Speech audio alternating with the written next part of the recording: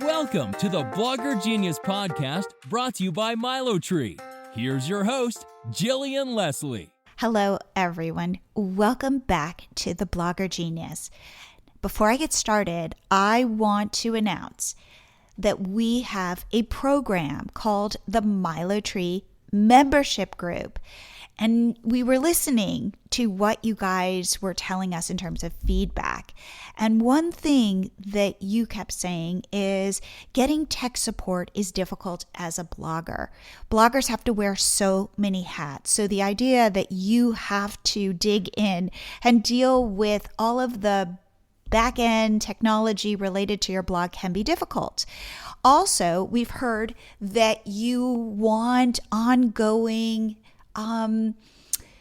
teaching sessions, workshops, like, say, the podcast. And third, you're looking for community of like-minded bloggers and entrepreneurs. So within the MiloTree membership group, we offer tech support, we offer workshops, and we offer community. It's all of that rolled into one. We're very excited about it.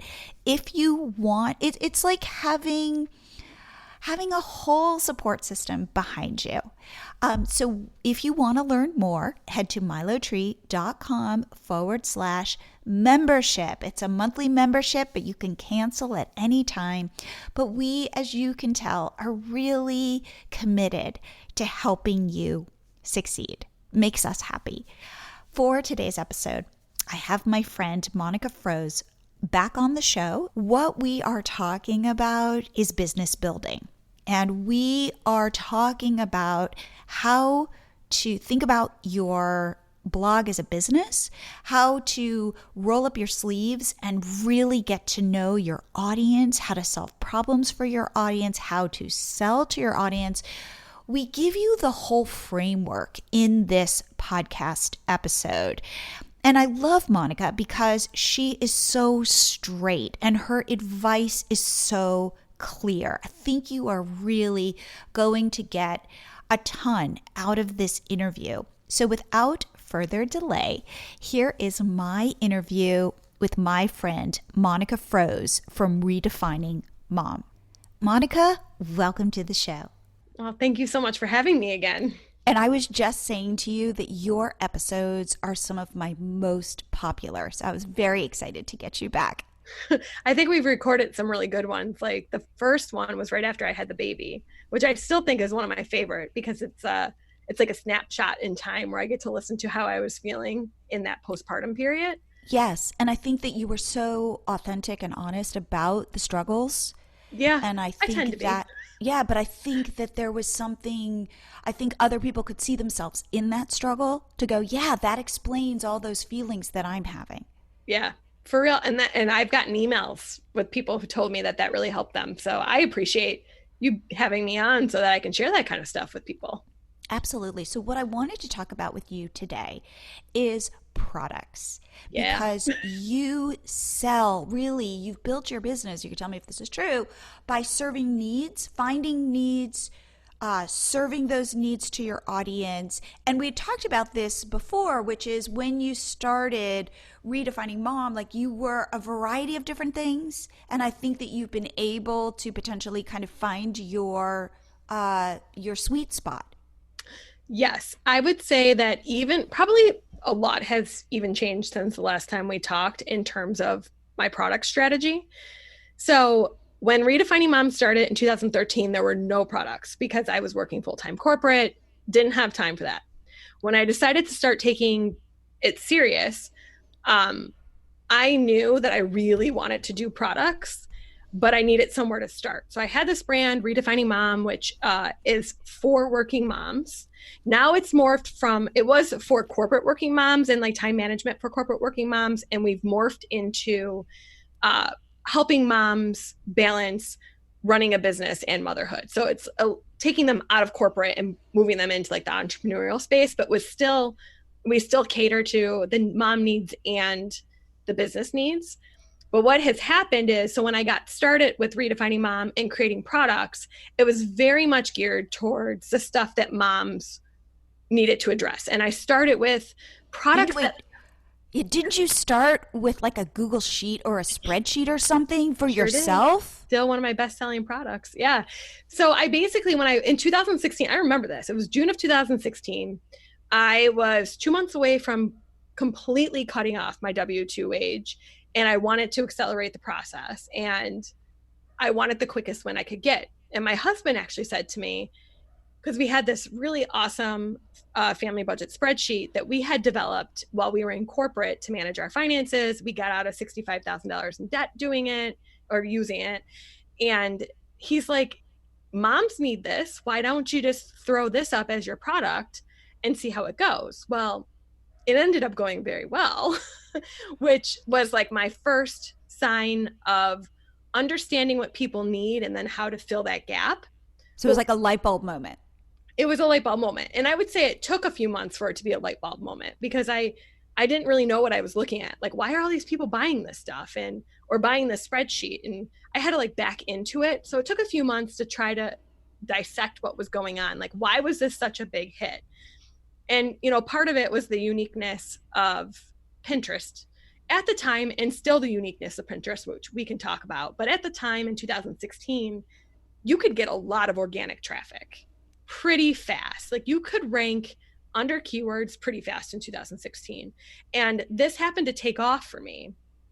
And now you can still rank, but it's a little bit different. And I look at creating products for Pinterest a little bit differently than I used to, which I know you're probably going to talk about. But what happened after the budget spreadsheet was I started creating more products for moms.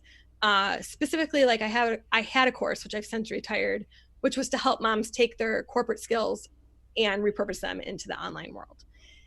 But what happened was I ended up getting really good at Pinterest ads because I'm impatient, and I got to the point where I was sick of waiting for organic traffic to come to me.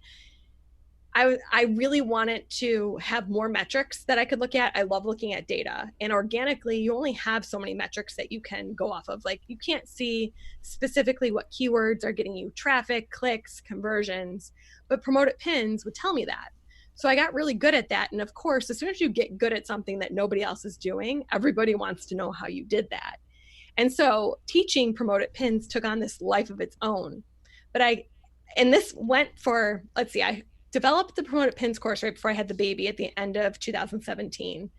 And I would say for all of 2018 and all of 2019, it was all about refining that course. Like, I put all of my energy into making this the best Pinterest ads course that it could be. I am still super involved with my students. There's no reoccurring fee to be in my student group. And so like people who bought the course 2 years ago from me are still getting support. I do monthly office hours. And so I really became known as like the Pinterest ads girl. But there was a part of me that still felt this pull to help moms and create products that I knew would help them, and for reasons that they were coming to Redefining Mom. So we made the decision, which we hope to finish this year, which is to break off all of the Pinterest products under my own brand, so just Froese.com, and bring Redefining Mom back to what it was originally intended to do, which was to help moms, particularly with balancing motherhood and their careers, specifically bringing them from their corporate career into the online world. So this really has created this opportunity to create two distinct products sets for two different audiences. That was kind of a long way to say that. No, that's terrific. Again, we have Catch My Party, we have MiloTree. They don't look at all alike, but one came out of the other one, and one is a SaaS business, which means software as a service, and one is a B2C business, which is consumer facing. Same. And most people have no idea I'm the person behind both. There is some crossover, but not a lot. But again, it was organically how we grew our business. Right. So nobody, you didn't start off and go, I'm going to become a Pinterest expert. You started using it. It started working for you. And you thought, I could teach this. And I really feel like now that I'm 4 years into really taking this as a serious full-time business, my corporate skills were invaluable to me for where I ended up here, because I looked at Pinterest differently. All the people who were teaching Pinterest back in 2016 were not looking at it in the same corporate lens of I constantly, all I care about is ROI and what I'm getting from it. So like I got very hyper hung up on the fact that everyone was talking about all the page views they could get from Pinterest. And I just was sitting there scratching my head saying, why do I want a page view? I don't like what comes after the page view. And It's a sale. Yep. And that's the thing, like, a lot of bloggers at the time and still are monetizing through ads and sponsorships and stuff, but you don't have as much control over that. And I could not get away from, why am I going to spend all of this time getting traffic to my site for them to click away from my site? Like, it just never resonated with me. And when I put into place the principles that I executed in corporate, which was like the ROI principles that, I was accountable for when I ran large marketing campaigns, it just seemed logical to me that paid advertising was the way to go and the most targeted way to go. And that's kind of how it ended up happening. And honestly, I don't regret it at all, because while I still have this pull to want to help women get out of corporate and come into this world and repurpose their skills, I couldn't have funded that part of the business if I hadn't gotten to be known for something. And if that happened to be Pinterest ads, that's great. And that has served me too. So it's been an interesting ride, to be honest with you. I couldn't have predicted it a couple years ago.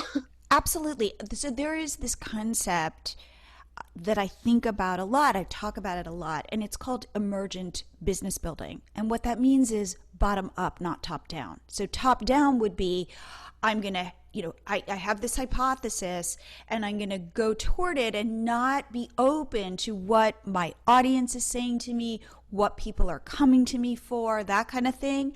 And again, I've used this example. I live in Austin, and Austin is all about emergent development, meaning it's the antithesis of the planned community. You go down some street and it, like, there's a shopping mall and it looks like it's out of the 70s, but there'll be one cool coffee shop in there. And then all of a sudden you notice, like, there's the record store, or there something else is coming like right next to it. And it's because all of a sudden people are discovering this, and then other businesses are drawn to those businesses. So it looks really messy. Yes. But it's emergent. And I believe when you are building businesses on the internet, that is definitely the way to go. Because if you think you're going to plan this out, you're going to be, and that it's going to work the way you think it's going to work, I think you are setting yourself up for a world of hurt. I agree. I completely agree. And actually, because I originated in the blogging world, I hear a lot of conflicting advice about, you have to niche down right away, or it's okay to go broader and then niche down. And I am all for the broader first to see what resonates. Like, because if you think about it, I had no business putting any budgeting stuff on Redefining Mom. It wasn't the purpose of the site, but I did it anyways, and it ended up being a huge smash hit, which has made me a ton of money. And I wouldn't have done it if all I listened to were the people who told me, you have to niche down, you have to niche down, you have to niche down. I'm to the point where I firmly believe if you know how to drive targeted traffic, then you can really have a funnel about anything, as long as don't be a fraud. Like, be able to give the advice that you're saying that you can give. Like, for me, with the budgeting spreadsheet, I literally had at that point used it for 5 years. We did use it to pay down $65,000 of debt. It's the only thing that saved us from literally going completely broke when we had our daughter, because we were paid on commission. And it was how we estimated out, like, the highs and lows, if we hit commission, if we didn't, how we literally could pay our bills. And because I used it, I was able to authentically speak about it. And the tools that we use every day, that other people that we think is just like, well, doesn't everyone do this? Like, I would have sat back in 2016 and said, doesn't everyone have a budget spreadsheet? And my husband said to me, he's like, no, your father is a CPA and drilled this into your head. Ordinary people don't actually do this all that often. And I was like, really? I know. Yes. Okay. Yes. So we call them at bats, which are how many times are you at bat? And the goal is to increase the number of times, so the number of experiments that you are running, because you don't necessarily know what's going to hit. And you think you have a hypothesis, but I can't tell you how many times we've been wrong. or it's morphed into something we could never have anticipated. And that is always the surprise. And that's where your audience, yes, you are trying to attract the audience that you think is the right audience, but you have to be open to, I always say, like, hold your hypotheses, have them, but hold them lightly. Because you can get blinded thinking, oh, no, you're the wrong audience for me. So I'm going to kind of push you aside, trying to attract the quote unquote right audience, when you need to recognize, no, this is the right audience. They just look different than I thought they were going to look. So I get asked all the time, because I bring on thousands of people through my budgeting stuff onto my list, which my email list is integrated with these both sides of the business. And I've gone back and forth about, are we going to divide out the email list? Or are we not? At this point, I don't think I will, because the thing is, if people are interested in saving money, they're also interested in making money. And because my brand attracts primarily moms, my messaging is actually very on point if they came in on the budgeting side, or they came in wanting to know more about how to build a business, how to get good at Pinterest marketing, all of that stuff. I've done a really good job, in my opinion, at least, of connecting the two. And the people who don't like the connection, they'll weed themselves out. And I've become okay with that. I just am, because this is what resonates with me. This is how I like teaching. This is how I want to develop my products. And so people who aren't okay with that, they'll leave. So let's talk about your products. Yeah. So you started with a budgeting spreadsheet, which surprisingly sold really well. Yes. And then you moved in, because you wanted to sell that, you figured out Pinterest ads and started teaching people about Pinterest ads. Yes. Now, you also then have other products. What are they, and how did they emerge? Yeah, I have a lot. So they're all digital. And I'm actually in a mastermind with two girls who do physical products. And I think, whew, that's a lot of work, guys. And I give them so many kudos, because obviously we need physical products in the world, but it's a lot more work than digital products. There's a lot more intricacies that go into it to make sure it's profitable.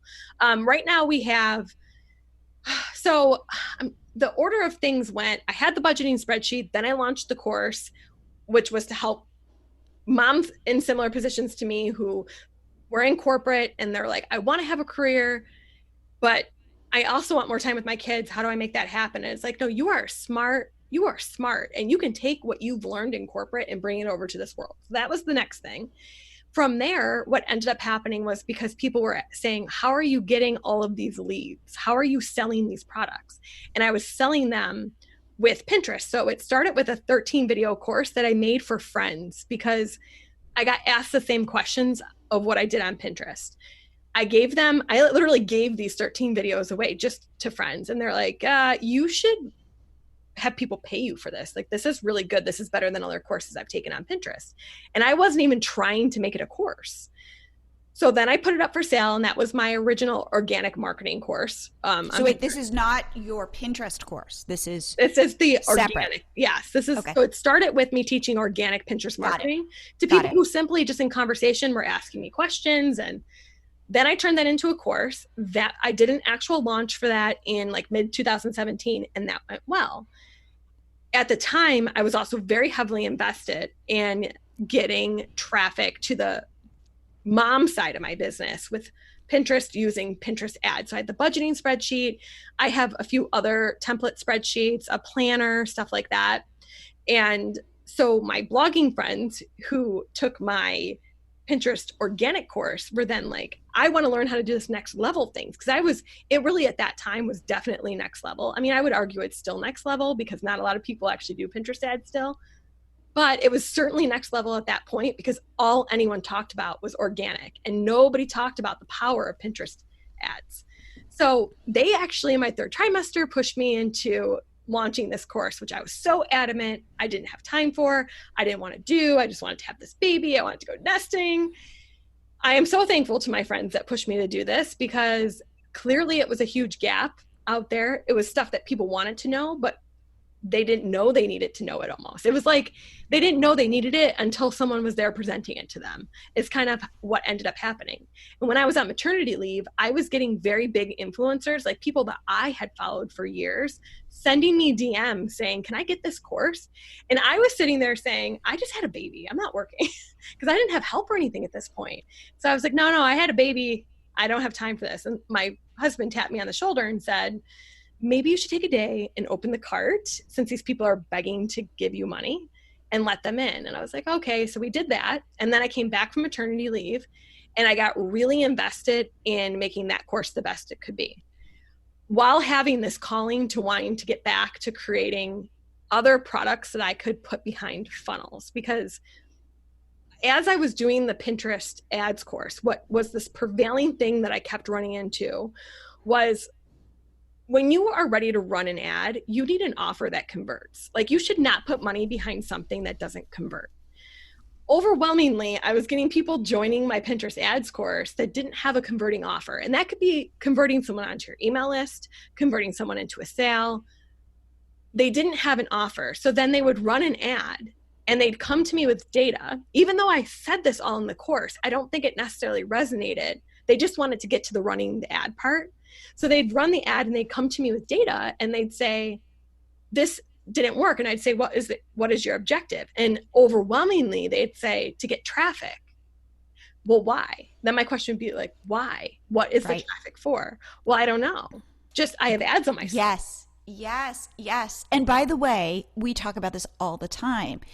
To run an ad for traffic never makes sense. It will never pay for itself.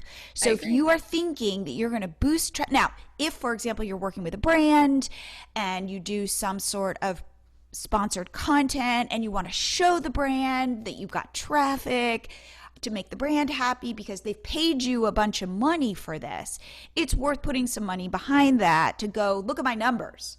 But if you think you can monetize that traffic just because you're with AdThrive or you're with Mediavine, you'll always be upside down. Always. You'll always be paying more than that traffic is worth to you with ads. And if you think about it, you're literally running an ad that you're paying for to send people to another ad that you'll make back end money from. It seems, it's very goofy to me.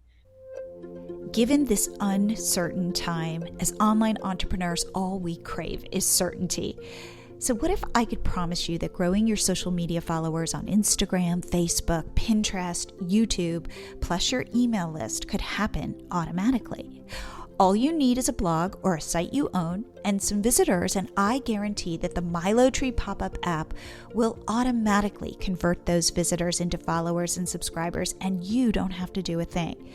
We are no longer living in the world as it was. I think we're all realizing the importance of nurturing our online businesses so we can have freedom to live the lives we want. But in order to get there, we have to manage our scarcest resource, time. So let MiloTree do the heavy lifting for you when it comes to growing followers and email subscribers, and you spend your time creating content, solutions, products that serve your audience so you can start seriously monetizing your blog. So here's my advice. Stay consistent, kill the perfectionist in you so you can get stuff out there quickly. Touch yourself with kindness, embrace the mess, and go make a couple of smart choices like using MiloTree on your blog to grow your followers and subscribers so you don't have to worry about that. Sign up now for MiloTree and get your first 30 days free. There's really no risk. 8,000 other bloggers just like you are using MiloTree right now to grow their businesses. Please pause this episode and head to MiloTree.com to sign up for your free trial. With all the worry we're feeling, this will give you one less thing to worry about. So what are you waiting for? Hit pause, head to MiloTree, and sign up today.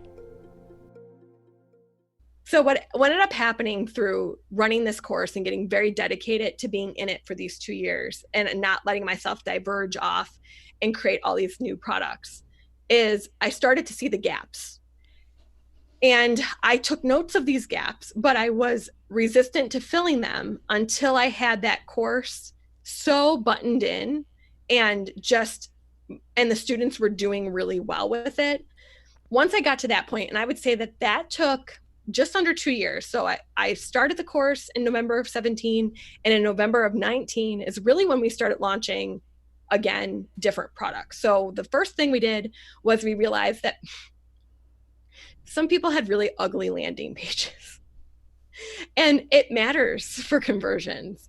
And I get super good opt-ins and tripwire conversions, and I have other different funnels that I teach specific to Pinterest that I get really good conversion rates. And when I would be asked to review, like my ad tanked, I'd go into the page that they were promoting, and it was like, ooh, and it's hard to get feedback like that. You don't want to be like, your page is ugly. That's hard. That's hard feedback to give. So I thought, how can I solve that problem? I created templates in Elementor and Lead Pages. I use Lead Pages for all my funnels. And so that was the first way I was going to solve the problem of people not having ugly pages. Now, are you working with a designer? Are you designing them yourself? Funny enough, I don't feel like I am a designer at all, but yet I make pretty good landing, because I think my mind, this is what I think is different about me. And people have dissenting opinions, of course, but this is where I come from.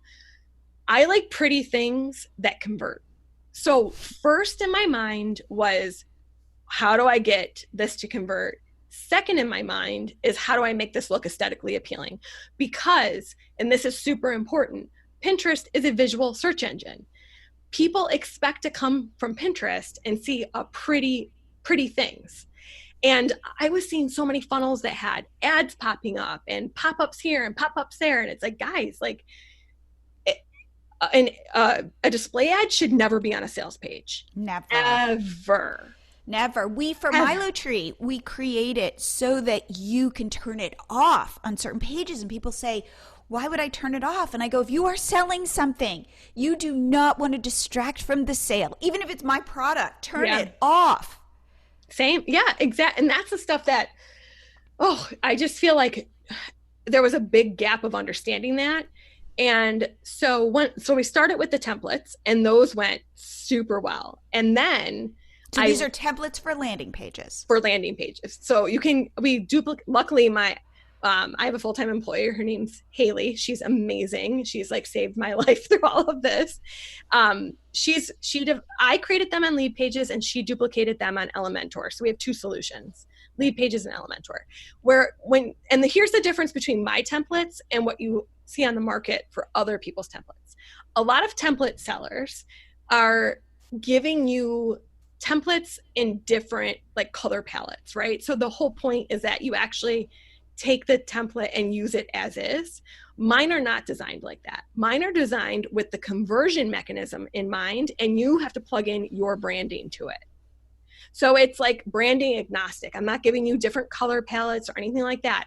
I'm giving you a page that I know converts super well, and you plug your messaging and your brand into it, which is, I found, very different than pretty much anything out there that I've seen at this point. And it's very specific to, because I've spent years testing where different buttons should go and different headlines. And so it's basically like the best information I can give you for what has worked on Pinterest, not just with me though, with hundreds of my students, because as I've cultivated this Promoted Pins group, I help them to change their pages. So over time, you just get really good. When you see the back end of hundreds, really thousands of campaigns, you just get good at knowing what works and what doesn't. So that's when that came out. But there was still a gap I had in the Pinterest suite of things. So I had the organic Pinterest marketing course, which we were keeping updated, but it wasn't necessarily my passion. It was kind of like the on-ramp into getting to know how I teach. And I do think when you stick with the same teacher, it makes things more seamless. So by the time you get to my Promoted Pins course, it's like you already understand my logic of Pinterest. So I have an organic Pinterest course. Then I did an affiliate marketing course on Pinterest, because not everyone is ready to move right to products. So affiliate marketing is a nice gap that can be filled on Pinterest. Then it went right to paid ads. What I realized was that I had a gap between the affiliate marketing and the paid ads, which was I needed to teach people how to create Pinterest-friendly sales funnels. And so actually, as we speak, I am in the very last module right now. I'm launching it. Most of mine, well, I would say I have 125 people in the beta round, and I would say probably 85% of them are promotion students. So they're my students that know, they trust me, they know I delivered in that course. And I'm telling them, hey, this course is going to make your funnels just amazing, so that when you go back to ads, they will convert like gangbusters. And they're like, yeah, we trust you. We know you know what you're talking about. That launch I did on Black Friday, it went nuts. It was like incredible, the power, what I learned from that, because all of these are learning lessons. Like every time I've launched the Promoted Pins course, I've learned so many different things, like from flash sales to live challenges to how long you should have between launches. When I launched on Black Friday, this new sales funnels course to my current students, that taught me the power of cultivating your students and pouring into them. They will buy almost everything else you offer because they trust you.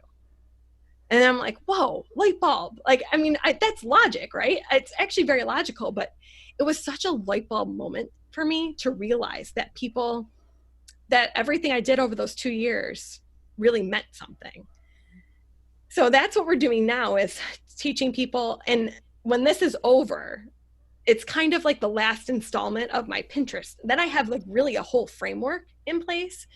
So there's a few things we have to decide. One, we want to move the Pinterest courses to MonicaFroese.com so that Redefining Mom can go back to being for moms. I really feel passionate. Like my employee right now, Haley, she's pregnant, and it really reignited my passion for maternity leave, because under the law in the US, I'm not required to pay her or give her a maternity leave, but I'm going to, because I believe that I need to set an example. If I'm going to sit here and preach about that stuff, which I did when I started Redefining Mom, then I need to live up to that. And it really reignited my passion to want to help moms. So my goal now is to get the Pinterest stuff buttoned up, running. However we end up combining it, maybe it's going to be one framework. We don't know yet. Like there's our questions there.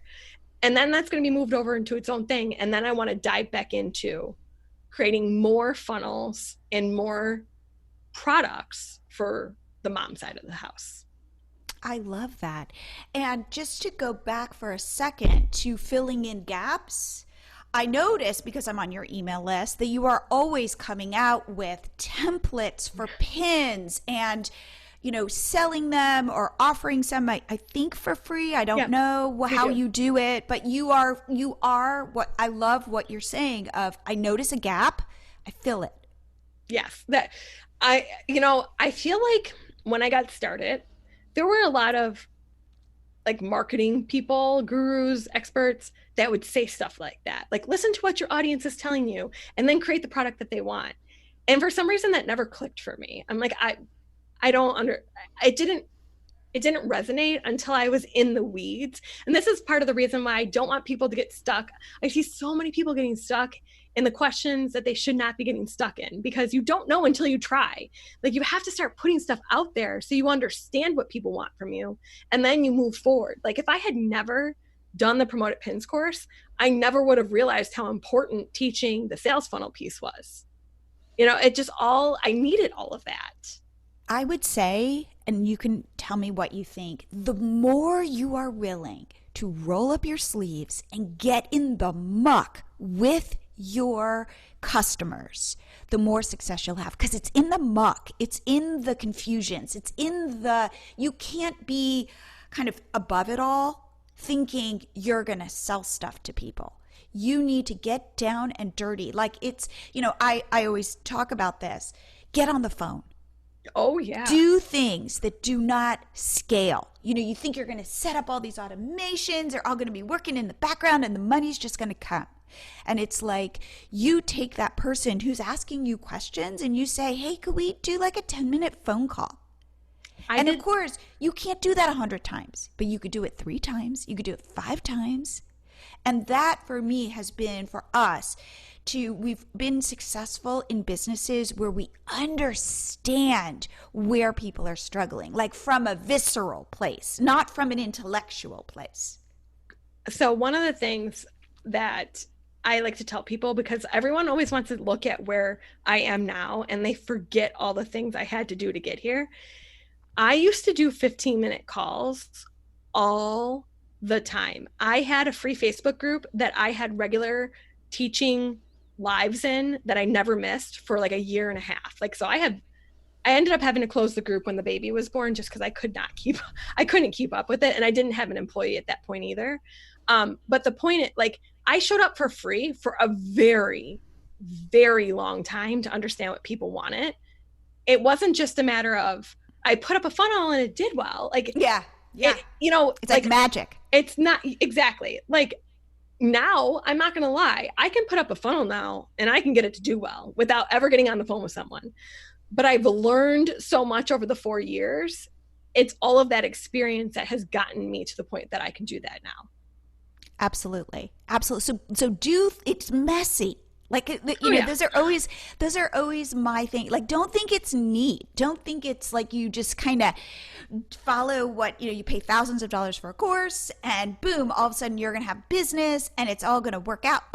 It's like nights of anxiety where you don't understand why this should work and it's not working and it's tweaking and it's making it ugly before it looks pretty, and it's getting down in the weeds. So if you're willing to like get in the muck, that's how you grow business. It doesn't look, you see people like Gwyneth Paltrow with Goop and it all just looks so effortless, and you don't realize she's Gwyneth Paltrow and she, but just there are people at Goop who are in the weeds. And so even though you look at it and go, I want that, like, no. It's you in your pajamas. It's you, with a crying baby on your hip. It's you going, why isn't this working? It's you investing in Pinterest ads and sometimes losing money because you're trying to learn. Right. So it does. So if you're trying, if you think it's glamorous or anything, trust me, it's totally not. But I think it's totally worth it. But know that your mess is not unique. It's the way through to ultimately find little nuggets of success. I absolutely agree with all of that. I also, I show up every day. I treat this like a full-time job. I get up every morning as if I'm going to work. I take my shower, I get changed, I make my coffee, I sit down, and I work for 8 hours. It's not, I don't work in the margins. I personally don't feel like I'm wired to work in the margins. And I have seen women that do work in the margins and they have made some really amazing things doing that. I would argue that the majority of people who are going to be successful are going to need to treat it as if it's a full-time job and treat it like you would get up for a job.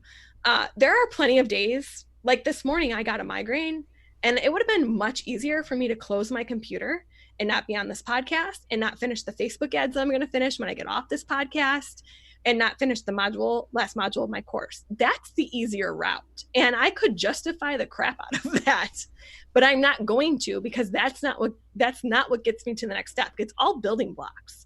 I say that all the time. Like, my sister right now is trying to start a blog because she's at home with her kids, and she's a healthcare worker, but she goes to people's houses. And so that's pretty much like not happening right now in the current environment. So she's home and she's thinking like 15 steps ahead. And I keep reminding her that I'm like, you have 15 building blocks you're missing here. You got to go back to the beginning. Everyone started from nothing. You got to go back there. You can't be where I am now because I had 4 years to get here. Absolutely. People ask me all the time, what's like, they want a magic bullet. They want like a magic pill. They want something. And they say, how did you grow Catch My Party to millions of page views a month? And I go, it's a long slog. That is the answer. And they don't like that because believe me, if there were a magic bullet, I'd be using it.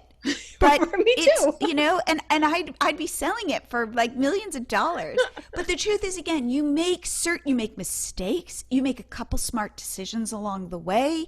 You add some keywords in there. You work with your audience, whatever it is, like that. You definitely are making decisions, and you hope that those are the right decisions, or if they're not, that you're able to pivot those decisions.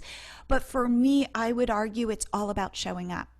Just what you're saying. All about showing up. Yeah. And I went through a period in late 2019 where I was in a pretty bad burnout stage, and I stopped emailing as much as I used to. And there's a direct correlation with communicating with your audience to sales, really. I mean, it's all about consistency and showing up and being a real person. Like, I think one of the things that we were going to talk about on this podcast was, I know, I feel like we're going to have to do a part 2 where you come back and talk more about this, like the nitty gritty, but go ahead.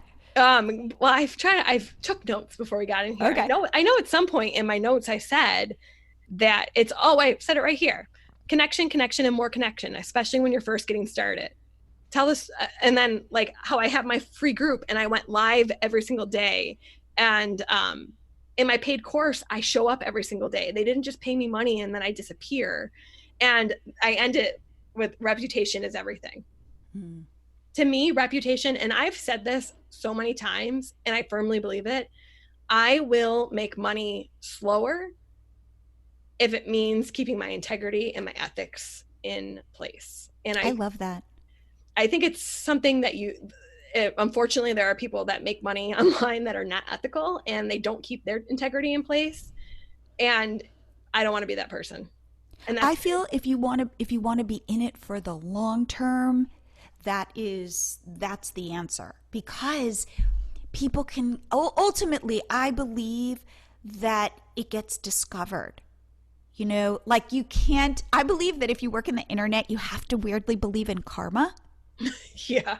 Because it shows, like, meaning eventually it comes back to you. So the more good you put out there, the more good you ultimately get back. Now, it might not be in the way you think it's going to be. And this is, again, that idea of you have to hold ideas lightly because you don't know what it's going to look like. If you have an idea of what it's going to look like I'm providing all this value. Why isn't the money coming? Well, maybe something else is coming. You know, maybe, who knows, maybe you're attracting a person to you that you can ultimately work with, and that's going to lead to something. Like, it's not necessarily going to look the way you think it's going to look, but if you put enough good stuff out there, over time, you weirdly, I think, attract a lot of good stuff back. And the reverse is true, which is if you cut corners, if you don't walk your talk, if you don't deliver, you could probably survive for a year or so, but eventually it will show. So the thing is, I find nothing wrong with being in business to make money. Like, that's what we're in business. We have to feed our families. Like, I show up every day. I should get paid for my hard work. There's nothing wrong with running a business that's profitable and making money at all. There's nothing wrong with it. Where I have seen, I think, the disconnect is when a business owner doesn't understand the bigger impact that they're trying to make in the world, and it's just all about the money. If it's only about the money, it is very hard to wake up every day, stay motivated, and keep doing it. Because absolutely, it's just, money's great, but I'm going to tell you, I firmly believe now in the saying of more money, more problems. That is a true statement, in my opinion. It's not all rainbows and roses all the time. It's a lot of hard work. And so if you lose sight of why you're doing it to begin with, and that's why, like, when my employee got pregnant and it put me in this position where I could walk the talk, which meant when I started Redefining Mom, my rant was about maternity leave in the US. I actually got to talk to President Obama about this to his face.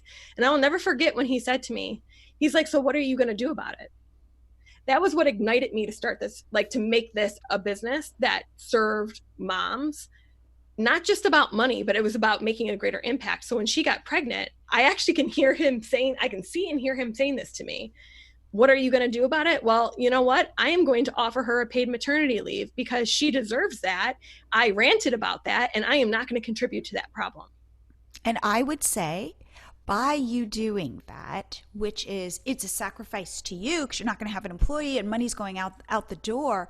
However, she will love you and be so dedicated to you and go the extra mile because you saw her and you were there for her when you're there for her now that she's in this situation. Again, not a bad situation, but you know what I mean? Like, again, you do not know that you will, chances are, get that back tenfold. Oh, absolutely. But it's about the faith of that. It's about putting out your best, highest self, and it gets rewarded. So I don't mean to sound all woo-woo about this, but think about how you show up and where your values are, because I believe people can sniff it out. They can. Okay, so this actually goes to like the topic of the tripwires, because a lot of my students and a lot of people I teach are afraid to sell. They are so afraid to sell. And I always ask them, do you not believe in what you're selling?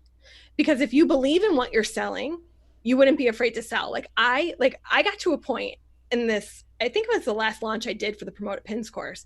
I had someone email me and was not very kind about they thought that I was charging too much, and all these course creators think they can charge all this money and they all suck and they don't provide. And I wrote her back a very factual answer, which is that there are some crappy courses out there. I've taken them, I've invested in them, and I understand where you're coming from, but mine's not crap. And I show up every single day and it is worth what I'm charging you, and I stand behind it. I don't feel bad about charging it because I know I provide that plus more value. And so when people feel like they can't sell, the question I always have is, do you not believe that what you're selling can actually help the person you're selling it to? Because if you believe it, there's no issue with selling it, because it's your expertise. You're giving them the shortcut. You know, selling's a good thing. Also, selling is what keeps our economy going. So Absolutely. And wait, and I will say this. There's this weird reverse element thing, which is when I get something for free, I tend not to value it as much. Oh, yes. But if I put money behind it, you better believe I'm going to show up. I'm more likely to show up if I've paid a couple $100, let's say, for something, versus it's the exact same product, but now you're giving it to me for free. So if you want a more dedicated, say, student, my hunch is those students that have made the decision to actually open up their wallets and pay you will be better students, which will make a better course, which will make a better, the whole environment is better.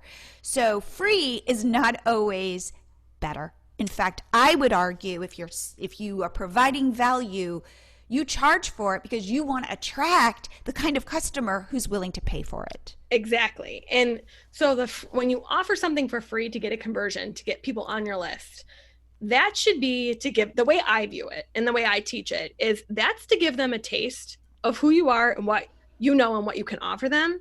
But it doesn't give away the kitchen sink, as they say. It is the on Pinterest, for example, because Pinterest is a visual search engine. So people come to Pinterest with a problem, they search it, they visually are looking to see their solutions. That's what they arrive on with search results. It's a visual solution that they're looking at. So I come, say like meal planning for a week. When I get there, I want to see visual representations of what meal planning solutions. That's what I'm looking for. So when I click to the meal planning solution, let's say it's an opt-in. That opt-in is meant to solve a quick win. It's to give them that immediate gratification that you can help them over that hump.